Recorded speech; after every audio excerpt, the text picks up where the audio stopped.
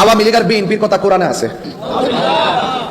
কোরআনে কারিমে আল্লাহ ১,৫০০ বছর আগে এরকম একটা আয়াত নাযিল করেছে যে বাংলাদেশে এরকম বড় দুই দল হবে, আওয়ামী লীগ বিএনপি। এখন যদি বলেন আওয়ামী লীগ বিএনপি কোরআনে কোন জায়গায় আছে দেখান, এখানে আসেন সূরা হুজুরাত ২৬ নম্বর পারা ১৫ নম্বর পৃষ্ঠা ৭ নম্বর লাইনের প্রথম নম্বর উপর ৯ নম্বর আয়াতে আল্লাহ আওয়ামী লীগ বিএনপি নাম দিয়েছেন। আবার সূরা উল্লেখ করে দলিলও দেয়।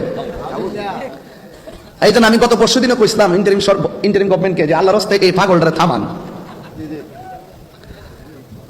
স্টেজের মধ্যে উঠলো তাফসিরে রাশমিকা মান্দানা, তাফসিরে ইন্ডিয়া, তাফসিরে পাকিস্তান, তাফসিরে আমেরিকা, তাফসিরে পিআর সিস্টেম। স্টেজে উঠলো তাফসিরে নির্বাচন, আর কোনো ওয়াজ নাই। হেরা মনে করে একমাত্র ইসলামের দল বুঝে হেরা ওই, আর আমরা এই দেশে বাইশে আইছি।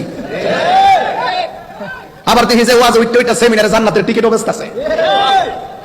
তো এইগুলা কি কোন মুসলমান আর ইসলাম প্রেমিকদের কথা হতে পারে? আরে পাগলের তো জ্ঞান আছে, আগুন চিনে যা হাত দিলে পূর্ব। এগুলো তো পাগল থেকে আরো অদম, নিজের ঠিকানা নিজের জাহান্নামে করে লইতেছে।